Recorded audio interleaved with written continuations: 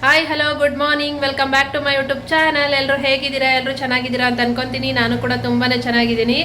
ಇವತ್ತು ಭಾನುವಾರ ಬೆಳಗ್ಗೆಯಿಂದನೇ ವ್ಲಾಗ್ನ ಸ್ಟಾರ್ಟ್ ಮಾಡಿಕೊಂಡೆ. ಟೈಮ್ ಆವಾಗಲೇ 9:45 ಆಗಿಬಿಟ್ಟಿದೆ. ತಿಂಡಿಗೆ ಅಂತ ನಾನು ಸಪ್ರೇಟಾಗಿ ಏನು ಮಾಡ್ಕೊಡ್ಲಿಲ್ಲ. ಯಾಕಂತಂದರೆ ಇವತ್ತು ನಮ್ಮ ಮನೆಯವರಿಲ್ಲ, ಅವರು ಟ್ರಿಪ್ಗೆ ಹೋಗಿದ್ದಾರೆ, ಇನ್ನೂ ಬಂದಿಲ್ಲ. ಹಾಗಾಗಿ ಏನು ಮಾಡ್ಕೊಳ್ಳೋದು ಒಬ್ಳಿಗೆ ಅಂತ ಯೋಚನೆ ಮಾಡ್ತಾ ಇದ್ದೆ. ಅದಕ್ಕೇನೆ ಸರಿ ಅಂತ ಕೋಸಂಬರಿ ಮಾಡ್ಕೊಂಡಿದ್ದೀನಿ, ಹೆಲ್ದಿಯಾಗೂ ಇರುತ್ತೆ ಅಂತ ಅಂದ್ಬಿಟ್ಟು. ಇವಾಗ ಸದ್ಯಕ್ಕೆ ತಿಂಡಿ ಅದೇ ತಿನ್ಕೊಬೇಕು, ಕೋಸಂಬರಿನ. ಇನ್ನು ಮಧ್ಯಾಹ್ನಕ್ಕೆ ಏನಾದರೂ ಮಾಡೋಣ, ನಾನ್ ವೆಜ್ ತಿನ್ನಬೇಕು ಅಂತ ಅನ್ನಿಸ್ತಾ ಇದೆ. ಅದಕ್ಕೆ ಚಿಕನ್ ಏನಾದರೂ ಮಾಡ್ಕೊಳ್ಳೋಣ ಅಂತ ಅನ್ಕೊತಾ ಇದ್ದೀನಿ. ಚಿಕನ್ ತಂದರೆ ರೆಸಿಪಿನ ಶೇರ್ ಮಾಡ್ಕೊತೀನಿ ನಿಮ್ಮ ಹತ್ರ. ಏನು ಮಾಡ್ತೀನಿ ಅಂತ ಸಿಂಪಲಾಗಿ ಏನಾದರೂ ಒಂದು ಮಾಡಬೇಕು. ಇನ್ನಿವತ್ತು ಬೆಳಗ್ಗೆಯಿಂದ ಸಂಜೆ ತನಕ ಹೆಂಗಿರುತ್ತೆ ನನ್ನ ದಿನ ಅಂತ ಶೇರ್ ಮಾಡ್ಕೊತೀನಿ. ಸದ್ಯಕ್ಕೆ ಕೋಸಂಬರಿ ಮಾಡ್ಕೊಂಡಿದ್ದೀನಿ, ಅದನ್ನೇ ತಿನ್ಕೊಂಡು ಆಮೇಲೆ ಮುಂದಿನ ಕೆಲಸ ನೋಡಬೇಕು. ಇನ್ನು ಬ್ರೇಕ್ಫಾಸ್ಟ್ಗೆ ಅಂತ ಹೇಳಿದೆ ಅಲ್ಲ, ಕೋಸಂಬರಿ. ನಾನು ವೆಯ್ಟ್ ಲಾಸ್ ಮಾಡೋವಾಗ ಕೂಡ ಈ ಥರ ಸುಮಾರು ಸಲ ನೈಟ್ ಡಿನ್ನರ್ ಟೈಮ್ಗೆ ಅಂದರೆ ಈ ಥರ ಮಾಡ್ಕೊಂಬಿಡ್ತಾ ಇದ್ದೆ. ಯಾಕಂದರೆ ಇದರಲ್ಲಿ ಪ್ರೋಟೀನು ಫೈಬರು ಎಲ್ಲ ಸಿಗುತ್ತೆ ಅಂತ ಅಂದ್ಬಿಟ್ಟು ಈ ಥರ ಮಾಡಿಕೊಂಡು ಒಂದು ಸರಿ ಈ ಥರ ಒಂದು ಬಟ್ಲು ತಿನ್ಕೊಂಬಿಟ್ರೆ ಸಾಕು, ಮತ್ತೆ ಏನು ತಿನ್ನಬೇಕು ಅಂತ ಅನಿಸಲ್ಲ ನನಗೆ. ಆ ಥರ ಮಾಡ್ಕೊತಾ ಇದ್ದೆ. ಇವತ್ತು ಯಾಕೋ ಹೆವಿಯಾಗಿ ಏನು ಬೇಡ ಅನ್ನಿಸ್ತು, ಮತ್ತು ಯಾಕೋ ಗೊತ್ತಿಲ್ಲ, ಏನು ಮಾಡ್ಕೊಳ್ಳೋ ಮೂಡ್ ಇರಲಿಲ್ಲ. ಹಾಗಾಗಿ ಇದನ್ನು ಮಾಡ್ಕೊಂಡಿದ್ದೀನಿ. ಇದನ್ನು ತಿಂದ್ಬಿಟ್ಟು ಇನ್ನು ಲೈವ್ ಮಾಡಬೇಕು. ಲೈವ್ ಮುಗಿಸ್ಕೊತೀನಿ. ಆಮೇಲೆ ಮಧ್ಯಾಹ್ನಕ್ಕೆ ಹೇಳ್ದಂಗೆ ಚಿಕನ್ನ ತೊಗೊಂಬರೋಣ ಅಂತ ಅಂದ್ಕೊಂಡಿದ್ದೀನಿ. ತೊಗೊಂಬಂದು ಏನಾದರೂ ರೆಸಿಪಿ ಮಾಡಬೇಕು. ಮಾಡಿಬಿಟ್ಟು ನಿಮಗೂ ಕೂಡ ಶೇರ್ ಮಾಡ್ಕೊತೀನಿ. ಓಕೆ, ಇದನ್ನು ತಿನ್ಕೊತೀನಿ ನಾನಿನ್ನು, ಆಮೇಲೆ ಸಿಗ್ತೀನಿ.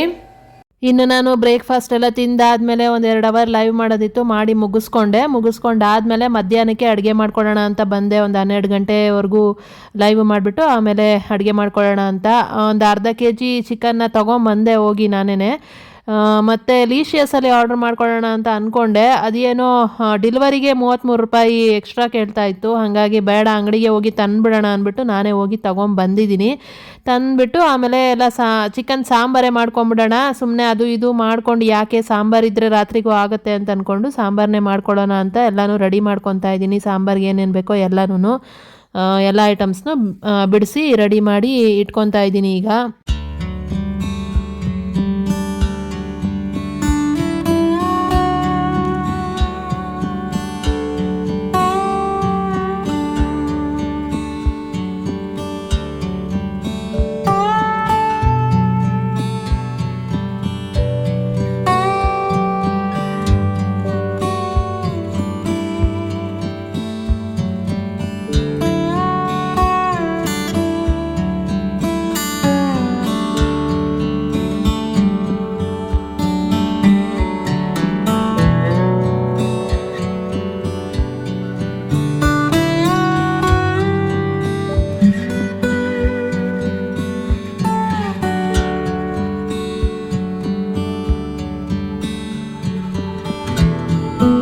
ಇನ್ನು ಎಲ್ಲನೂ ಬಿಡಿಸಿ ಕಟ್ ಮಾಡಿ ರೆಡಿ ಮಾಡಿ ಇಟ್ಕೊಂಡಿದ್ದೀನಿ. ಈ ಪ್ಲೇಟಲ್ಲಿ ಪೂರ್ತಿ ಈರುಳ್ಳಿ, ಬೆಳ್ಳುಳ್ಳಿ, ಶುಂಠಿ, ಹಸಿಮೆಣ್ಸಿನ್ಕಾಯಿ, ಒಣಮೆಣ್ಸಿನ್ಕಾಯಿ ಅದು ಒಣಗಿರೋದು ಎರಡೂ ಒಂದೇನೆ. ಜೊತೆಯಲ್ಲಿ ಒಂದು ಟೊಮೆಟೊ, ಸ್ವಲ್ಪ ಸೋಂಪು ಕಾಳು, ಚಕ್ಕೆ, ಲವಂಗ, ಮೆಣಸು ಎಲ್ಲನೂ ತೊಗೊಂಡಿದ್ದೀನಿ. ಇದೆಲ್ಲ ಉರಿಬೇಕು. ಜೊತೆಯಲ್ಲಿ ಒಂದು ಸ್ವಲ್ಪ ಕಾಯಿ ತುರಿನ ತುರಿದು ಇಟ್ಕೊಂಡಿದ್ದೀನಿ. ಆಮೇಲೆ ಕೊತ್ತಂಬರಿ ಪುದೀನೂ ಕೂಡ ಕ್ಲೀನ್ ಮಾಡಿ ಇಟ್ಟಿದ್ದೀನಿ. ಈಗ ಇದಿಷ್ಟುನು ಹುರ್ಕೊಂಡು ಎಲ್ಲನೂ ಇದಕ್ಕೆ ಹಾಕ್ಕೊಬೇಕು, ಜಾರ್ಗೆ. ಅನ್ನಕ್ಕೂ ಕೂಡ ಇಟ್ಟಿದ್ದೀನಿ, ಅನ್ನ ಆಗಲಿ ಅಂತ ಅಂದ್ಬಿಟ್ಟು. ಅನ್ನ ಒಂದು ಆಗಿಬಿಟ್ರೆ ಆಮೇಲೆ ಇದನ್ನು ಮಾಡ್ಕೊಳ್ಳೋದಕ್ಕೆ ಸರಿ ಹೋಗುತ್ತೆ ಅಂತ. ಇನ್ನೀಗ ಸ್ಟವ್ ಹಚ್ಬಿಟ್ಟು ಒಂದು ಬಾಣಲಿ ಇಟ್ಕೊಂಡಿದ್ದೀನಿ. ಬಾಣಲಿಗೆ ಒಂದು 2 ಸ್ಪೂನಷ್ಟು ಎಣ್ಣೆ ಹಾಕ್ಕೊತಾ ಇದ್ದೀನಿ. ಇದೇ ದೊಡ್ಡ ಬಾಣಲಿನ ಇಟ್ಕೊಂಡಿದ್ದೀನಿ, ಯಾಕಂದರೆ ಇದರಲ್ಲೇ ನಾನು ಮತ್ತೆ ಗ್ರೇವಿನ ಅಂದರೆ ಸಾಂಬಾರು ಥರನೇ ಮಾಡ್ಕೊತಾ ಇರೋದು, ಚಿಕನ್ ಸಾಂಬಾರು. ಅದಕ್ಕೆ ಸರಿ ಹೋಗುತ್ತೆ ಅಂತ ಅಂದ್ಬಿಟ್ಟು ದೊಡ್ಡ ಬಾಣಲಿನ ಇಟ್ಕೊಂಡ್ಬಿಟ್ಟಿದ್ದೀನಿ. ಇನ್ನಿವಾಗ ಎಣ್ಣೆ ಹಾಕ್ಕೊಂಡಿದ್ದೀನಿ. ಜೊತೆಯಲ್ಲಿ ಈಗ ಏನೇನೆಲ್ಲ ತೊಗೊಂಡಿದ್ದೆ ಎಲ್ಲ ಕಟ್ ಮಾಡಿ ಎಲ್ಲ ರೆಡಿ ಮಾಡಿ ಇಟ್ಕೊಂಡಿರೋದನ್ನು ಎಲ್ಲದನ್ನು ಒಟ್ಟಿಗೆ ಹಾಕ್ಕೊತಾ ಇದ್ದೀನಿ. ಯಾವುದು ಸಪ್ರೇಟಾಗಿ ಒಂದೊಂದು ಸರಿ ಒಂದೊಂದು ಹಾಕ್ಕೊತಾ ಇಲ್ಲ, ಎಲ್ಲನೂ ಒಟ್ಟಿಗೆ ಹಾಕ್ಕೊಂಡು ಒಂದೇ ಸಲ ಫ್ರೈ ಮಾಡ್ಕೊತೀನಿ ಇದಿಷ್ಟುನು.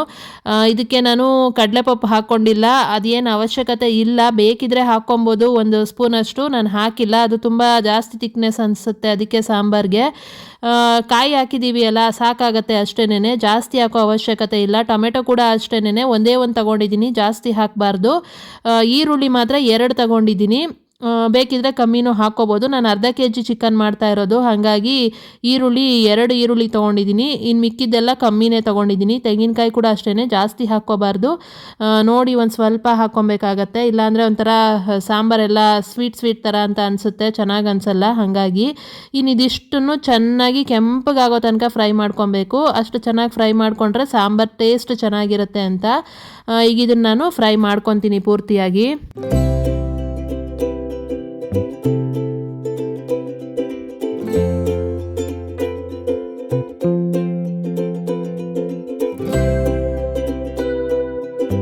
ಇನ್ನು ಇಷ್ಟು ಮಾತ್ರ ಫ್ರೈ ಮಾಡಿಕೊಂಡ್ರೆ ಸಾಕಾಗತ್ತೆ. ಇನ್ನು ಸ್ಟವ್ ಆಫ್ ಮಾಡಿಬಿಟ್ಟು ಅದನ್ನು ಆರೋದಕ್ಕೆ ಇಟ್ಬಿಟ್ಟು ಜಾರ್ಗೆ ಇನ್ನು ಮಿಕ್ಕಿದ್ದನ್ನೆಲ್ಲ ಹಾಕ್ಕೊತಾ ಇದ್ದೀನಿ. ಇವಾಗ ತುರಿದಿಟ್ಕೊಂಡಿರೋ ತೆಂಗಿನಕಾಯಿ ಜೊತೆಯಲ್ಲಿ ಕೊತ್ತಂಬರಿ ಮತ್ತು ಪುದೀನ ಎರಡನ್ನೂ ತೊಳೆದು ಇಟ್ಟಿದ್ದೆ ಅಲ್ಲ, ಅದನ್ನು ಕೂಡ ಹಾಕ್ಕೋತೀನಿ. ಆಮೇಲೆ ಏನೇನು ಹುರಿದಿದ್ದೆ ಅಲ್ಲ, ಹುರಿದಿರೋ ಎಲ್ಲದನ್ನು ಹಾಕ್ಕೊಂಡು ಜೊತೆಯಲ್ಲಿ ಒಂದು 3 ಸ್ಪೂನಷ್ಟು ಧನಿಯಾ ಪುಡಿನ ಹಾಕ್ಕೊಂಡು ಇದು ನೀರು ಹಾಕಿಬಿಟ್ಟು ಚೆನ್ನಾಗಿ ನುಣ್ಣಗೆ ರುಬ್ಕೊಬೇಕಾಗತ್ತೆ. ಚೆನ್ನಾಗಿ ಪೇಸ್ಟ್ ಮಾಡ್ಕೊಬೇಕು. ಚೆನ್ನಾಗಿ ನುಣ್ಣಗೆ ರುಬ್ಬಿದ್ರೇ ಸಾಂಬಾರು ಟೇಸ್ಟ್ ಚೆನ್ನಾಗಿರುತ್ತೆ. ಕಾಯಿ ಥರ ಹಾಗೆ ಬಿಟ್ಟರೆ ಚೆನ್ನಾಗಿ ಅನಿಸಲ್ಲ. ಹಾಗಾಗಿ ನೀಟಾಗಿ ರುಬ್ಕೊಬೇಕಾಗತ್ತೆ.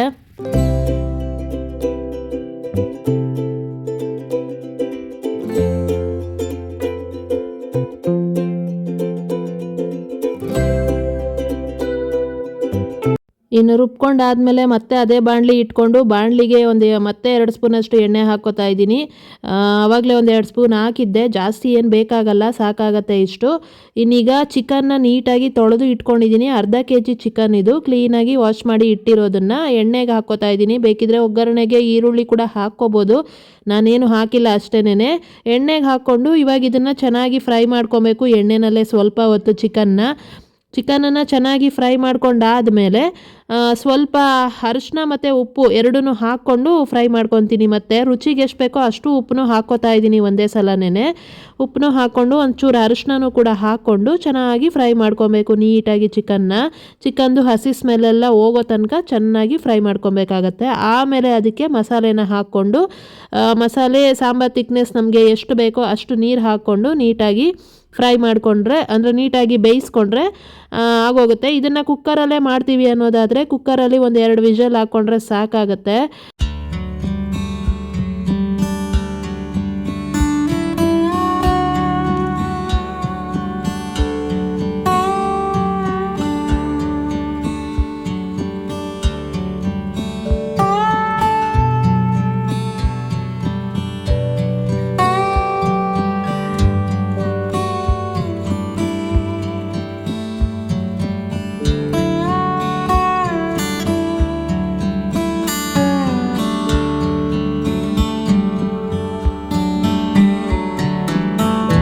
ಇನ್ನು ಮಸಾಲೆನೂ ಹಾಕಿ ಆದಮೇಲೆ ಸಾಂಬಾರಿಗೆ ಎಷ್ಟು ಬೇಕೋ ಅಷ್ಟು ನೀರು ಕೂಡ ಹಾಕ್ಕೊಂಡು ನಮಗೆ ಸಾಂಬಾರು ತಿಕ್ನೆಸ್ ನೋಡಿ ಅಷ್ಟು ನೀರು ಹಾಕ್ಕೊಂಡ್ರೆ ಸಾಕಾಗುತ್ತೆ. ಹಾಕಿಬಿಟ್ಟು ಉಪ್ಪು ಖಾರ ಎಲ್ಲ ಚೆಕ್ ಮಾಡಿಕೊಂಡು ಅದನ್ನು ಇವಾಗ ಲಿಡ್ ಕ್ಲೋಸ್ ಮಾಡಿಬಿಟ್ಟು ಕುದಿಯೋದಕ್ಕೆ ಬಿಡಬೇಕು. ಚಿಕನ್ ಆಗಿರೋದ್ರಿಂದ ಬೇಗನೆ ಬೆಂದುಬಿಡುತ್ತೆ ಬಾಣಲಿಲಿ ಮಾಡಿದ್ರು ಕೂಡ. ಕುಕ್ಕರಲ್ಲಿ ಮಾಡ್ತೀವಿ ಅಂತಂದರೆ 1-2 ವಿಷಲ್ ತೊಗೊಂಡ್ರೆ ಸಾಕಾಗ್ಬಿಡುತ್ತೆ. ನೋಡ್ತಿರ್ಬೋದು ಇವಾಗ ಇಷ್ಟು ಮಾತ್ರ ಬೆಂದಿದೆ, ಚೆನ್ನಾಗಿ ಕುದೀತಾ ಇದೆ. ಇನ್ನೊಂದು ಸ್ವಲ್ಪ ಬೇಯಿಸೋಣ ಅಂತ ಇನ್ನೂ ಚೂರು ಕುದಿಸ್ತಾ ಇದ್ದೀನಿ, ಸ್ವಲ್ಪ ಸಾಂಬಾರು ಗಟ್ಟಿ ಆಗಲಿ ಅಂತ ಅಂದ್ಬಿಟ್ಟು. ಇಷ್ಟು ಮಾತ್ರ ಬೇಯಿಸ್ಕೊಂಡ್ರೆ ಸಾಕಾಗತ್ತೆ. ಸಾಂಬಾರು ಕೂಡ ರೆಡಿ ಆಗಿಬಿಡುತ್ತೆ. ರೆಡಿ ಆಗಿದೆ ಆಲ್ರೆಡಿ. ಇನ್ನೊಂದು 10 ನಿಮಿಷ ಬೇಯಲಿ ಅಂತ ಬೇಯಿಸ್ತಾ ಇದ್ದೀನಿ ಅಷ್ಟೇನೆ.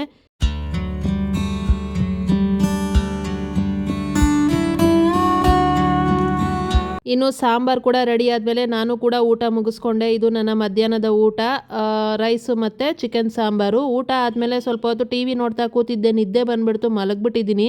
ಹಾಗಾಗಿ ವಿಡಿಯೋ ಏನು ಮಾಡ್ಕೊಳಕ್ಕಾಗಲಿಲ್ಲ. ಇನ್ನು ಸಂಜೆಗೆ ಸ್ವಲ್ಪ ಹೇರ್ ಆಯಿಲ್ ಮಾಡ್ಕೊಳ್ಳೋಣ ಅಂತ ಅನ್ಕೊತಾ ಇದ್ದೆ. ಹಾಗಾಗಿ ಹೇರ್ ಆಯಿಲ್ಗೆ ಏನೇನು ಬೇಕೋ ಎಲ್ಲನೂ ರೆಡಿ ಮಾಡ್ಕೊಂಡಿದ್ದೀನಿ. ಇದು ಏರ್ ಸ್ವಲ್ಪ ಗ್ರೌತ್ ಆಗಿ ಬೆಳೀಲಿ ಅಂತ, ಕೂದಲು ಜಾಸ್ತಿ ಉದುರ್ತಿದೆ, ಹಾಗಾಗಿ ಏರ್ ಗ್ರೌತು ಶೈನಿಂಗು ಎಲ್ಲದಕ್ಕೂ ಕೂಡ ಮನೇಲೇ ಈ ಥರ ಮಾಡಿಕೊಂಡ್ರೆ ಆರಾಮಾಗಿ ನಾವೇ ಯೂಸ್ ಮಾಡೋದಕ್ಕೆ ಚೆನ್ನಾಗಿರುತ್ತೆ ಅಂತ ಅಂದ್ಬಿಟ್ಟು ಈ ಥರ ರೆಡಿ ಮಾಡಿಕೊಂಡೆ. ಅಂಗಡಿಯಿಂದ ಸುಮ್ಮನೆ ತೊಗೊಂಬಂದು ಹಾಕ್ಕೊಳ್ಳೋ ಬದಲು ಪ್ಯೂರ್ ಆಯಿಲ್ ಇದ್ದರೆ ಇನ್ನೂ ಒಳ್ಳೆಯದು, ಗಾಣದ ಎಣ್ಣೆ ಇದ್ದರೆ. ಆದರೆ ನನ್ನ ಹತ್ರ ಇಲ್ಲ, ನಾನು ಪ್ಯಾರಾಚೂಟ್ ತೊಗೊಂಬಂದಿದ್ದೆ, ಸರಿ ಅದನ್ನೇ ಹಾಕಿ ಮಾಡೋಣ ಅಂದ್ಬಿಟ್ಟು ಪ್ಯಾರಾಚೂಟ್ ಆಯಿಲ್ನೇ ತೊಗೊಂಡಿದ್ದೀನಿ. 300 ml ಬಾಟ್ಲು ಅದು. ಜೊತೆಯಲ್ಲಿ ಇಲ್ಲಿ 3 ಸ್ಪೂನಷ್ಟು ಮೆಂತ್ಯ ಕಾಳು ಮತ್ತು ಒಂದಷ್ಟು ಕರಿಬೇವು, 1-2 ವಿಳೆದೆಲೆ ಇಟ್ಕೊಂಡಿದ್ದೀನಿ. ಕಳಸದಲ್ಲಿ ಇತ್ತು, ಅದು ಹೆಂಗಿದ್ರು ತೊಳಿಬೇಕಾಗಿತ್ತು ನಾಳೆ, ಹಾಗಾಗಿ ಅದೇ ವಿಳೆದೆಲೆನೇ ತೊಗೊಂಡಿದ್ದೀನಿ. ಇಲ್ಲಿ 1 ಒಂದು ಈರುಳ್ಳಿನ ಕಟ್ ಮಾಡಿ ಇಟ್ಕೊಂಡಿದ್ದೀನಿ. ಮತ್ತು ಅಲೋವೆರಾ ಕೂಡ ಕಟ್ ಮಾಡಿ ಇಟ್ಟಿದ್ದೀನಿ. ಒಂದಷ್ಟು ದಾಸವಾಳ ಎಲೆ ತೊಗೊಂಡಿದ್ದೀನಿ. ದಾಸವಾಳ ಹೂವಿದ್ರೂ ಹಾಕ್ಕೋಬೋದು. ಮತ್ತು ಈರುಳ್ಳಿ ಬಂದು ಸಣ್ಣ ಈರುಳ್ಳಿ ಹಾಕ್ಕೊಂಡ್ರೆ ಇನ್ನೂ ಒಳ್ಳೆಯದು. ಆದರೆ ನನ್ನ ಹತ್ರ ಸಣ್ಣ ಈರುಳ್ಳಿ ಇರಲಿಲ್ಲ, ಹಾಗಾಗಿ ದೊಡ್ಡದೇ ತೊಗೊಂಡಿದ್ದೀನಿ. ನಾನು ನೆಕ್ಸ್ಟು ಆಯಿಲ್ ಮಾಡೋವಾಗ ಸಣ್ಣ ಈರುಳ್ಳಿನ ಹಾಕ್ಕೋತೀನಿ. ಈಗ ಇದಿಷ್ಟೂ ಆಯಿಲಲ್ಲಿ ಹಾಕಿ ಚೆನ್ನಾಗಿ ಬೇಯಿಸ್ಕೊಬೇಕಾಗತ್ತೆ. ಈ ಥರ ಬೇಯಿಸಿ ಇಟ್ಕೊಂಡು ಡೈಲಿ ಹಚ್ಕೊಂಡ್ರೆ, ಅಂದರೆ ಈಗ ನಾಳೆ ಸ್ನಾನ ಮಾಡ್ತೀವಿ ಅನ್ನೋರು ಇವತ್ತು ದಿನ ಹಚ್ಕೊಂಡು ಒಂದಿನ ಎಲ್ಲ ಬಿಟ್ಬಿಟ್ಟು ಆಮೇಲೆ ಸ್ನಾನ ಮಾಡಿಕೊಂಡ್ರೆ ಒಳ್ಳೆಯದು. ಅದಕ್ಕೆ ಇವಾಗ ನಾನು ಕೂಡ ಆಯಿಲ್ನ ರೆಡಿ ಮಾಡ್ತಾ ಇರೋದು. ಇನ್ನು ಆಯಿಲು ಸ್ಟವ್ ಹಚ್ಬಿಟ್ಟು ಒಂದು ಬಾಣಲಿನಲ್ಲಿ ಹಾಕಿ ಇಟ್ಕೊಂಡಿದ್ದೀನಿ. ಅದಕ್ಕೆ ಇವಾಗ ತಗೊಂಡಿರೋ ಐಟಮ್ನೆಲ್ಲ ಹಾಕಬೇಕಾಗತ್ತೆ.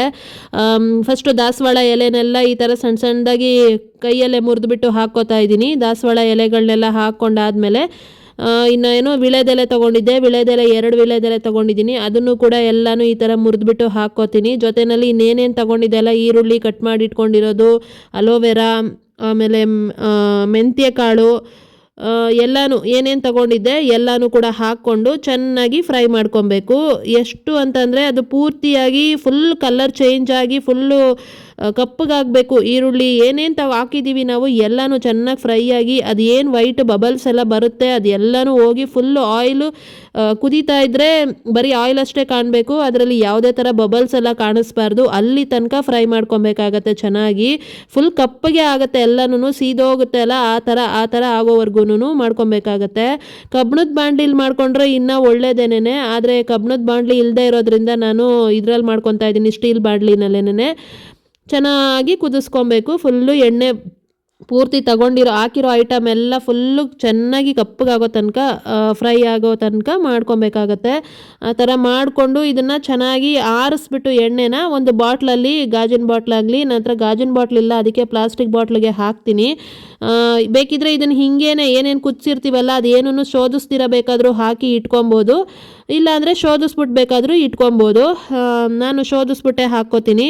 ಶೋಧಿಸ್ಬಿಟ್ಟು ನೀಟಾಗಿ ಒಂದು ಬಾಟ್ಲಲ್ಲಿ ಹಾಕಿ ಇಟ್ಕೊಂಡು ನಾಳೆ ಸ್ನಾನ ಮಾಡ್ತೀವಿ ಅನ್ನೋದಾದರೆ ಇವತ್ತು ಬೆಳಗ್ಗೆಯಿಂದನೇ ಹಚ್ಚಿ ಅಥವಾ ರಾತ್ರಿ ಆದರೂ ಹಚ್ಚಿ ಪರವಾಗಿಲ್ಲ, ಓವರ್ ನೈಟ್ ಹಚ್ಚಿ ಬಿಟ್ರೂ ಪರವಾಗಿಲ್ಲ. ಹಾಕ್ಬಿಟ್ಟು ಆಯಿಲ್ ಹಾಕ್ಕೊಂಡು ಚೆನ್ನಾಗಿ ಮಸಾಜ್ ಮಾಡಿಕೊಂಡು ರೆಸ್ಟ್ ಮಾಡೋಕ್ಕೆ ಬಿಡಬೇಕಾಗತ್ತೆ. ಈ ಥರ ಮಾಡಿಕೊಂಡ್ರೆ ಚೆನ್ನಾಗಿ ಹೇರ್ ಗ್ರೋತ್ ಆಗುತ್ತೆ ಅಂತ. ನಂದು ಹೇರ್ ಫಾಲ್ ತುಂಬ ಆಗ್ತಾಯಿದೆ, ಹಾಗಾಗಿ ಇವಾಗ ನಾನು ಈ ಆಯಿಲ್ನ ರೆಡಿ ಮಾಡ್ಕೊತಾ ಇರೋದು. ನೋಡೋಣ ರಿಸಲ್ಟ್ ಹೆಂಗೆ ಬರುತ್ತೆ ಅಂತ ಅಂದ್ಬಿಟ್ಟು ನಾನು ಹಚ್ಬಿಟ್ಟು ರಿಸಲ್ಟ್ ಹೆಂಗೆ ಬರುತ್ತೆ ಅಂತ 1 ಮಂತ್ ಆದಮೇಲೆ ಹೇಳ್ತೀನಿ.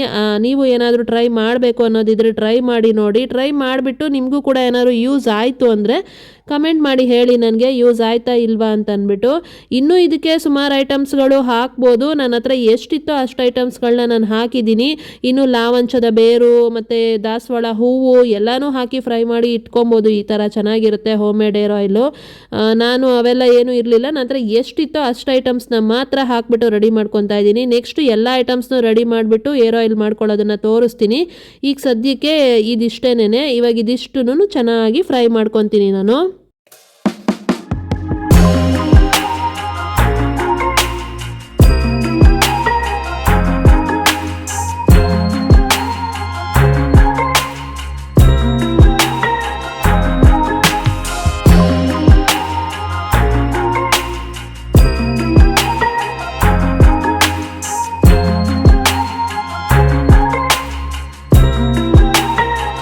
ನೋಡಿ ಈ ಥರ ಫ್ರೈ ಮಾಡ್ಕೊಬೇಕಾಗತ್ತೆ. ಇದಿಷ್ಟು ಫ್ರೈ ಮಾಡ್ಕೊಳ್ಳೋ ತನಕನೂ ಸಣ್ಣ ಉರಿನಲ್ಲೇ ಇಟ್ಕೊಂಡು ಫ್ರೈ ಮಾಡ್ಕೊಬೇಕು. ಉರಿನ ಜೋರು ಮಾಡೋಂಗಿಲ್ಲ, ನಿಧಾನಕ್ಕೆ ಫ್ರೈ ಮಾಡ್ಕೊಬೇಕಾಗತ್ತೆ. ಎಲ್ಲನೂ ಚೆನ್ನಾಗಿ ಫ್ರೈ ಮಾಡ್ಕೊಬೇಕು. ಇನ್ನೂ ಇದು ಫ್ರೈ ಆಗಬೇಕು, ಫುಲ್ಲು ಡಾರ್ಕ್ ಕಲರ್ ಆಗಬೇಕು, ಅಲ್ಲಿ ತನಕ ಫ್ರೈ ಮಾಡ್ಕೊಬೇಕು. ಉರಿನ ಜೋರು ಇಡೋಂಗಿಲ್ಲ, ನಿಧಾನ ಉರಿನಲ್ಲೇ ಒಂದು ಅರ್ಧ ಗಂಟೆ ಟೈಮ್ ತಗೊಳುತ್ತೆ, ಪರವಾಗಿಲ್ಲ. ಆದರೆ ನಿಧಾನಕ್ಕೆ ಫ್ರೈ ಮಾಡಿಕೊಂಡ್ರೆ ಚೆನ್ನಾಗಿ ಫ್ರೈ ಆಗುತ್ತೆ. ಇಲ್ಲ ಅಂತಂದರೆ ಎಲ್ಲ ಸೀದೋಗ್ಬಿಡುತ್ತೆ, ಚೆನ್ನಾಗಿ ಆಯಿಲ್ಗೆ ಎಲ್ಲನೂ ಏನು ಅದರಲ್ಲಿರೋ ಅಂಶ ಎಲ್ಲ ಬಿಟ್ಕೊಳಲ್ಲ. ಹಾಗಾಗಿ ನೀಟಾಗಿ ನಿಧಾನಕ್ಕೆ ಫ್ರೈ ಮಾಡ್ಕೊಬೇಕು ಈ ಥರ.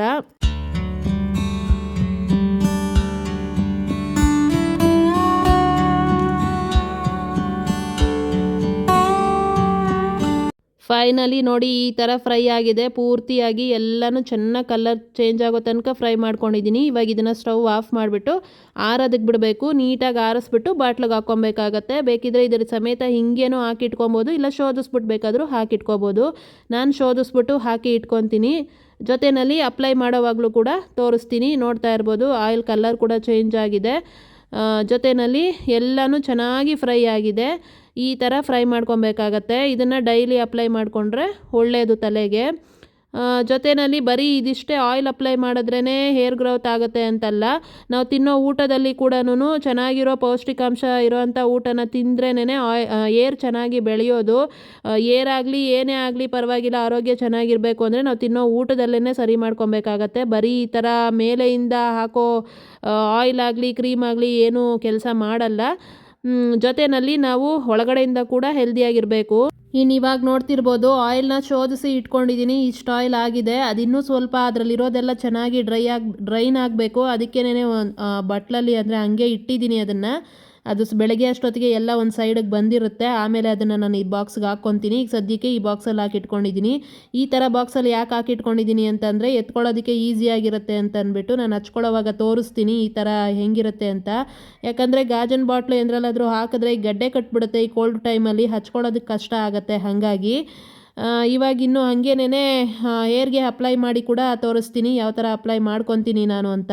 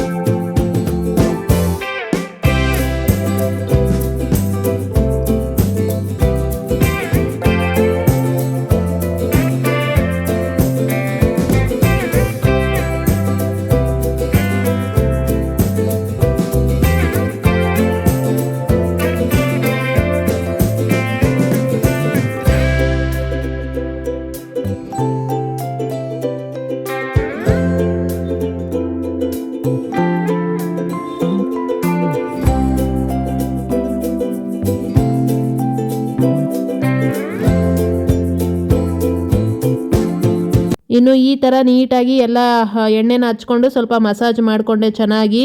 ಬಾಕ್ಸ್ ಕಾಣಿಸ್ತಾ ಇಲ್ಲ, ಯಾಕಂದರೆ ಕ್ಯಾಮ್ರಾ ಸರಿಯಾಗಿ ಸೆಟ್ ಮಾಡಿಲ್ಲ ನಾನು, ಹಾಗೆ ಕುತ್ಕೊಂಡ್ಬಿಟ್ಟಿದ್ದೀನಿ. ಹಾಗಾಗಿ ಬಾಕ್ಸ್ ಕಾಣಿಸ್ತಾ ಇಲ್ಲ ಅಷ್ಟೇನೆ.